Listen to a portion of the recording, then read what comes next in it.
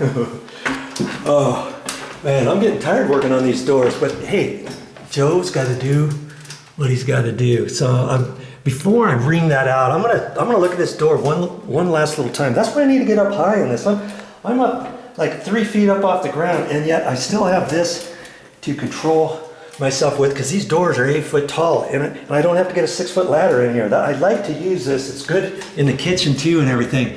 So I look at this. My gap here is just a little bit bigger than it was before. I don't want to really move this any closer to the edge here, I don't think, because if I do, this gap's going to get way bigger, and I don't really need that, okay?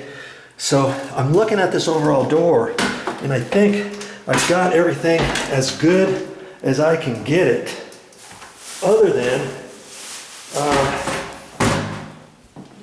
than reaming out this strike plate, okay?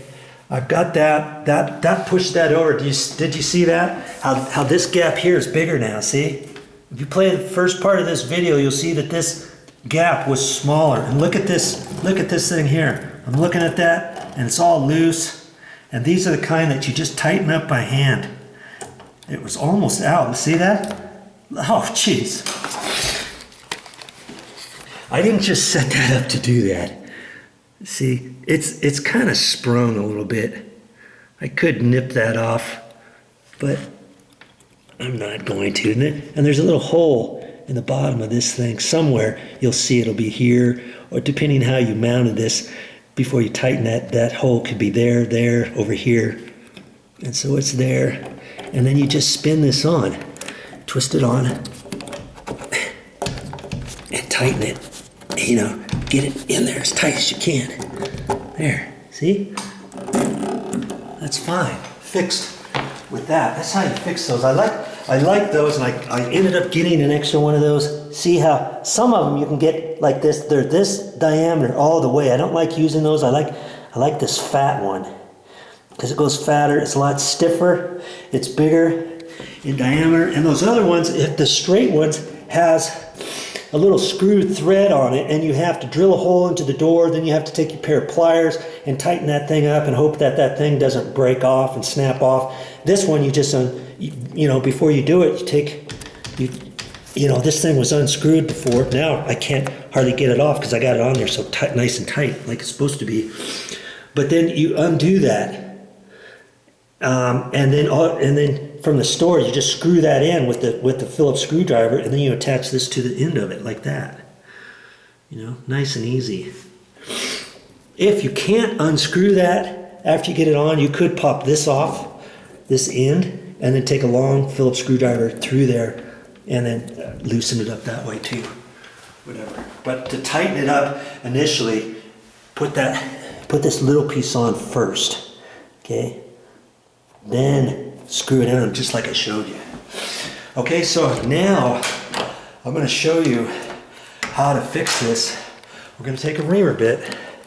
I'm going to take the top edge of this. It's still hitting. Just the top little bit of that right there. I'll take a reamer, I call it a reamer bit. And that's coming up right now. So a reamer bit, what's a reamer bit, Joe? I went to the store, and this is what I ended up getting. This is a reamer bit. I'll pull them out of the package here in a minute. There's little nibs on them, and it's designed to take, just shave off little bits of metal. And I use these for strike plates. You can use them for other things too, but I usually get one. See how this one's round at the bottom? I usually try to get one that's a cone shaped. It's small. It's a little bit smaller in diameter, and then it goes down to a point almost. I like using those, and they didn't have them at the store, so I got these.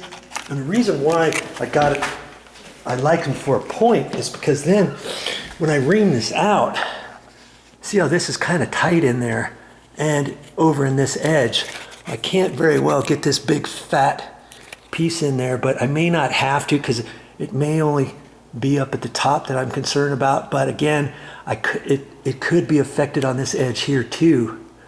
So I might have to go up with that. So this reamer bit might be too fat. I'm gonna try it and see. And I thought, well, let's see what else could I come up with. And I looked, these little Dremel attachments. I just got these, and I tried this once before, and they don't really last very long. It's really not designed for this. This was for grinding stone. Okay, see the little tip, how it goes bigger down to nothing?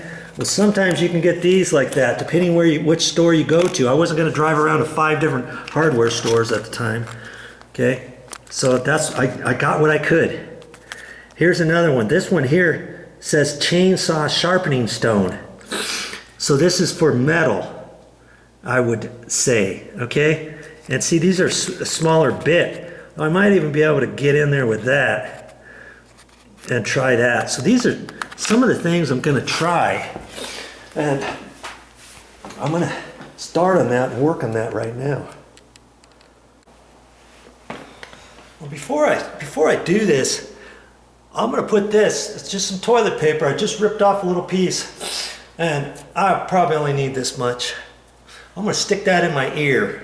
I've got some on both sides in my ears, and I use that for my earplugs. And you know what? You can get something like this too. I found those in my nail bag. Forgot I had them. And you open that up, and I've saved my little earplugs.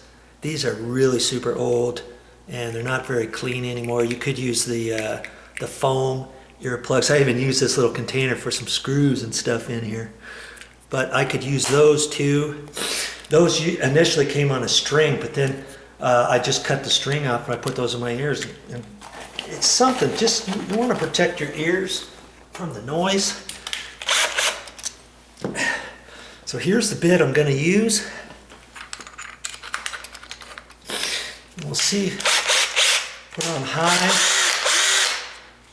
And you see, I can only get it in there so far. I can't really get to the edge, but we'll see what happens. Oh, you know what? I should get my my eye protector on too.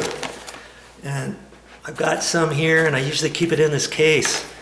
And then whenever I need it, I save that case. And I've got some little glasses. After a while they get all messed up, but you know, protect your eyes. Okay, I'm good to go with that and my toilet paper in my ears.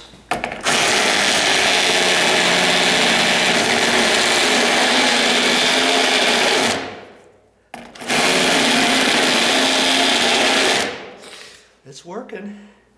It's going. And the latch is really going to go from here over, so I don't necessarily have to get this edge perfect. And in fact, I see that I went just a hair too far, so I'm going to have to kind of clean up this edge.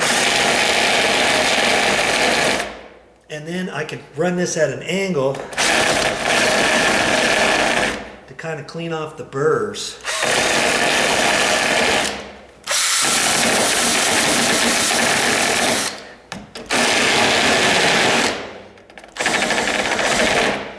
And that might be high enough.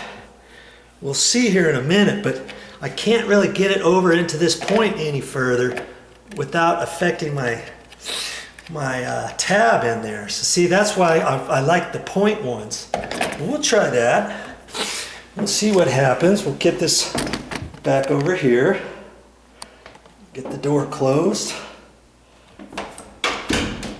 Look at that. That's my first try. And the tab, I don't even have to adjust that tab. It's perfect. See? Man, it's nice and snug. And then I like to check things a few times.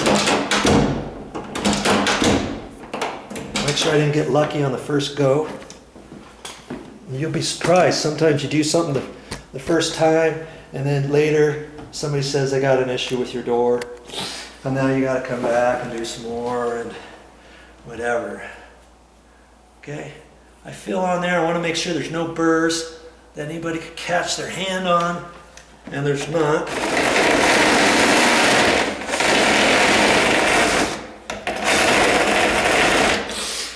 Okay, now I could have had that not have worked.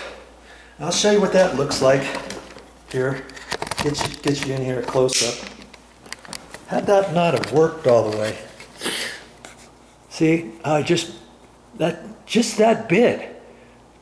You see, I got a nice oval up there, and the latch is only straight, so the latch is only going up, well, it's going right up to that tip, and right in there. If anything, I could have tried to hit that edge just a little bit more, but this particular bit is just not going to do it.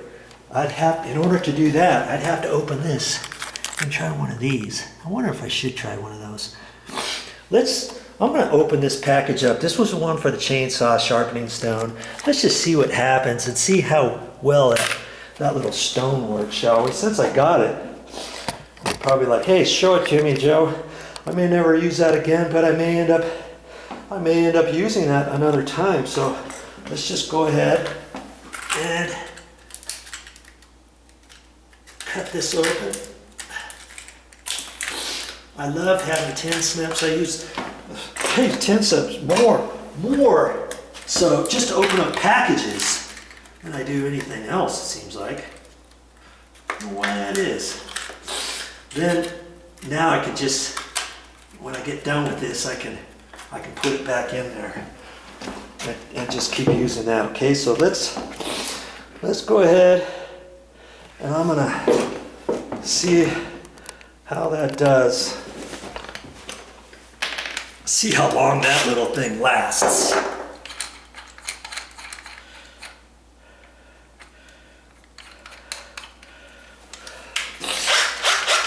Okay, here we go. Get it on high. And I should have my charger. I got my battery charger over there, but that battery has a little bit too. But always make sure, if you have a drill, battery operated drill, make sure you get one with the battery charger and an actual extra battery. And most times when you buy something as a kit, they'll come with different things. This happens to be Bosch, but you don't have to get Bosch. You can get whatever you want. Okay, so I'm just going to hit this edge here.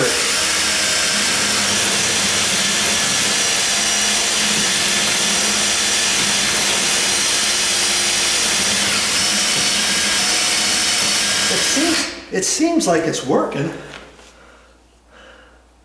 Yeah, it does.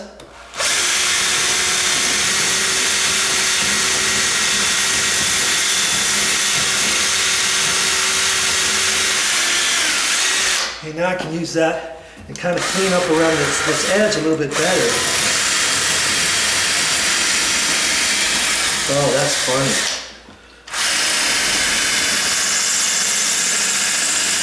I'll have to show you this bit here. I think that's going to do it for that, but you see, look, it worked, but it already ate into it right there. I could still use this for that part and for there that way, but see how it dug right through that. Look at that.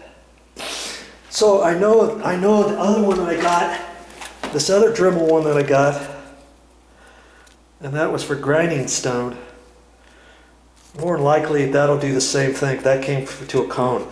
So you know what?